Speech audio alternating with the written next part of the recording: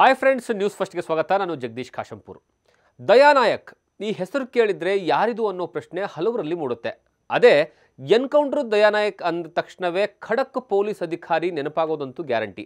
ಇವರ ಜೀವನದ ಆಧಾರದ ಮೇಲೆ ಕನ್ನಡ, ಹಿಂದಿ, ತೆಲುಗು ಸೇರಿ ಹಲವು ಭಾಷೆಗಳಲ್ಲಿ ಚಿತ್ರಗಳೇ ತೆರೆ ಮೇಲೆ ಬಂದ್ಬಿಟ್ಟಿದ್ದಾವೆ.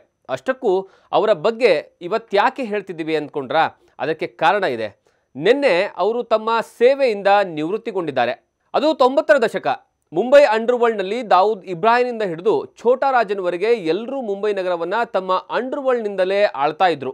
ಆಗ ಅಂತಹ ರೌಡಿ ಗ್ಯಾಂಗನ್ನು ಮತ್ತು ಅಂಡರ್ವರ್ಲ್ಡನ್ನು ಮಟ್ಟ ಹಾಕೋದು ಹೇಗೆ ಎಂಬ ಪ್ರಶ್ನೆ ಇದ್ದಾಗ ಎನ್ಕೌಂಟರ್ ಮೂಲಕ ಭೂಗತ ಪಾತಕೀರ ಎದೆಯಲ್ಲಿ ಭಯ ಹುಟ್ಟಿಸಿದ್ದು ಇದೇ ದಯಾನಾಯಕ್.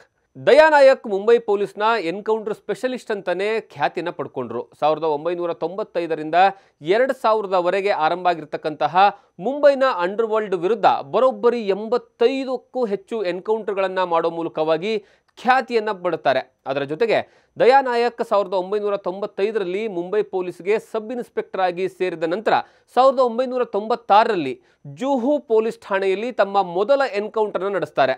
ಈ ಎನ್ಕೌಂಟರ್ನಲ್ಲಿ ಛೋಟಾ ರಾಜನ್ ಗ್ಯಾಂಗ್ನ 2 ಸದಸ್ಯರನ್ನ ಹತ್ಯೆಯನ್ನ ಮಾಡಲಾಗುತ್ತೆ. ಈ ಘಟನೆಯಿಂದ ಎಲ್ಲರೂ ತಮ್ಮತ್ತ ತಿರುಗಿ ನೋಡುವಂತೆ ದಯಾನಾಯಕ್ ಮಾಡ್ತಾರೆ. ಇದೇ ಸಂದರ್ಭದಲ್ಲಿ ದಯಾನಾಯಕ್ ಅಂಡರ್ವರ್ಲ್ಡ್ ಗ್ಯಾಂಗ್ಗಳಾದ ದಾವೂದ್ ಇಬ್ರಾಹಿಂ, ಛೋಟಾ ಶಕೀಲ್, ಛೋಟಾ ರಾಜನ್ ಗ್ಯಾಂಗ್ಗಳ ವಿರುದ್ಧ ತೀವ್ರ ಕಾರ್ಯಾಚರಣೆಯನ್ನು ನಡೆಸ್ತಾರೆ. 1990ರ ದಶಕದ ಕೊನೆಯಲ್ಲಿ ಮತ್ತು 2000ದ ಆರಂಭದಲ್ಲಿ ಮುಂಬೈನಲ್ಲಿ ಗ್ಯಾಂಗ್ಸ್ಟಾರ್ಗಳಾದ ವಿನೋದ್ ಮಾತ್ಕರ್, ಸದಾನಂದ ಶೆಟ್ಟಿ ಮತ್ತು ಇದರ ಕುಖ್ಯಾತಿ ಗೌಂಡಾಗಳನ್ನು ಎನ್ಕೌಂಟರ್ನಲ್ಲಿ ಹೊಡೆದುರುಳಿಸ್ತಾರೆ. ಈ ಮೂಲಕ ಒಟ್ಟಾರೆ 87ಕ್ಕೂ ಹೆಚ್ಚು ಎನ್ಕೌಂಟರ್ಗಳಲ್ಲಿ 300ಕ್ಕೂ ಹೆಚ್ಚು ಗುಂಡಾಗಳನ್ನು ಸೆದೆಬಡಿಯುವಂತಹ ಕೆಲಸಗಳನ್ನು ಮಾಡಿದ್ದಾರೆ ಅಂತ ವರದಿಗಳು ತಿಳಿಸ್ತಾ ಇದ್ದಾವೆ. ಆದರೆ ಈ ಸಂಖ್ಯೆಯನ್ನು ಕೆಲವು ತನಿಖೆಗಳಲ್ಲಿ ಪ್ರಶ್ನಿಸಲಾಗಿದೆ. ಇನ್ನು ದಯಾನಾಯಕ್ ಕಾರ್ಯವಿಧಾನವನ್ನು ನೋಡ್ತಾ ಹೋದರೆ ದಯಾನಾಯಕ್ರವರು ವಿಶೇಷ ಎನ್ಕೌಂಟರ್ ತಂಡದ ಭಾಗವಾಗಿದ್ದರು. ಇದರಲ್ಲಿ ಗುಪ್ತ ಮಾಹಿತಿಗಳ ಆಧಾರದ ಮೇಲೆ ಗ್ಯಾಂಗ್ಸ್ಟಾರ್ಗಳನ್ನು ಗುರಿಯಾಗಿಸಿ ಅವರನ್ನು ಸೆದೆಬಡಿಯುವಂತಹ ಕೆಲಸವನ್ನು ಮಾಡ್ತಾ ಇದ್ರು. ದಯಾನಾಯಕ್ ತಂಡವು ರಾತ್ರಿಯ ಕಾರ್ಯಾಚರಣೆಯಲ್ಲಿ ಗುಂಡಿನ ಕಾಳಗ ಮತ್ತು ತೀವ್ರ ಒತ್ತಡದ ಸಂದರ್ಭದಲ್ಲಿ ಕಾರ್ಯನಿರ್ವಹಿಸಿದ್ರಲ್ಲಿ ಎತ್ತಿದ ಕೈ. ಹಾಗಾಗಿ ಇವರನ್ನ ಎನ್ಕೌಂಟರ್ ಸ್ಪೆಷಲಿಸ್ಟ್ ಆಗಿ ದೊಡ್ಡ ಮಟ್ಟದಲ್ಲಿ ಖ್ಯಾತಿಯನ್ನು ಪಡ್ಕೊಳ್ತಾ ಹೋಗ್ತಾರೆ. ಹಾಗಂತ ಇವರ ಹೆಗಲಿಗೆ ಬರೀ ಪ್ರಖ್ಯಾತಿಗಳೇ ಸೇರುವುದಿಲ್ಲ. ಅದರ ಬದಲಾಗಿ ಹಲವು ಟೀಕೆ ಮತ್ತು ವಿವಾದಗಳು ಸಹಿತ ಇವರ ಹೆಗಲೇ ಇರ್ತವೆ. ಫೇಕ್ ಎನ್ಕೌಂಟರ್ ಆರೋಪ ಇವರ ಮೇಲೆ ಬರುತ್ತೆ.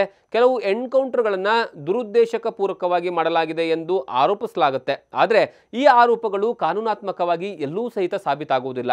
ಇನ್ನು ಅವರ ಕೆಲವು ಎನ್ಕೌಂಟರ್ಗಳು ರಾಜಕೀಯವಾಗಿ ಪ್ರೇರಿತವಾಗಿದ್ದಾವೆ ಅಂತ ಬಹಳಷ್ಟು ಆರೋಪಗಳು ಕೇಳಿಬರ್ತವೆ.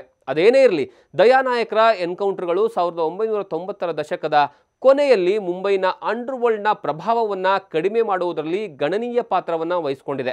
ಇನ್ನು 2006ರಲ್ಲಿ ಅಕ್ರಮ ಆಸ್ತಿ ಗಳಿಕೆಯ ಆರೋಪದಿಂದಾಗಿ ಅವರನ್ನು ಅಮಾನತುಗೊಳಿಸಲಾಗುತ್ತೆ. 2010ರಲ್ಲಿ ಆರೋಪಗಳಿಂದ ಅವರು ಮುಕ್ತರಾಗಿ ಹೊರಗಡೆ ಬರ್ತಾರೆ. ಮತ್ತೆ ಯಾವಾಗ ಅವರು 2010ರಲ್ಲಿ ಆರೋಪಗಳಿಂದ ಮುಕ್ತರಾಗಿ ಹೊರಗಡೆ ಬರ್ತಾರಲ್ಲ, ಅದಾದ ಮೇಲೆ ಪ್ರಮುಖ ಕಾರ್ಯಾಚರಣೆಗಳಲ್ಲಿ ತೊಡಗಿಸ್ಕೊಳ್ತಾರೆ. 2025ರ ಜುಲೈ 29ರಂದು ಅಂದರೆ ಮೊನ್ನೆ ಅವರು ನಿವೃತ್ತ ಆಗುವಂತಹ ಕೇವಲ 2 ದಿವಸ ಮುಂಚಿತವಾಗಿ ಮಹಾರಾಷ್ಟ್ರ ಸರ್ಕಾರವು ಅವರನ್ನು ಸಹಾಯಕ ಪೊಲೀಸ್ ಆಯುಕ್ತ ಅಂದರೆ ACP ಸ್ಥಾನಕ್ಕೆ ಬಡ್ತಿಯನ್ನು ನೀಡುತ್ತೆ. ನಿನ್ನೆ ಅವರ ವೃತ್ತಿ ಜೀವನದ ಕೊನೆ ದಿನ ಆಗಿತ್ತು. ಇನ್ನು ಕನ್ನಡಿಗರ ಪಾಲಿಗೆ ಹೆಮ್ಮೆಯ ವಿಚಾರ ಅಂತಲೇ ಹೇಳಬೇಕು. ಯಾಕೆಂದರೆ ಅವರು ಕರ್ನಾಟಕದ ಕಾರ್ಕಳ ತಾಲೂಕಿನ ಎಣ್ಣೆಹೊಳೆ ಗ್ರಾಮದವರು. ಆ ಕಾರಣಕ್ಕಾಗಿ ಕರ್ನಾಟಕದವರು ಸಹಿತ ಅವರ ಬಗ್ಗೆ ಹೆಮ್ಮೆ ಪಡುವಂತಹ ವಿಚಾರ. ಇದೇ ಈ ಹೊತ್ತಿನ ವಿಶೇಷ. ಇದೇ ರೀತಿಯಾದಂತಹ ಕಂಟೆಂಟ್ಗಳಿಗಾಗಿ ನೋಡ್ತಾ ಇರಿ ನ್ಯೂಸ್ ಫಸ್ಟ್ ಡಿಜಿಟಲ್, ನಿರ್ಭೀತಿಯಿಂದ ನಿಮ್ಮ ಪರವಾಗಿ. ನ್ಯೂಸ್ ಫಸ್ಟ್, ನಿರ್ಭೀತಿಯಿಂದ ನಿಮ್ಮ ಪರವಾಗಿ.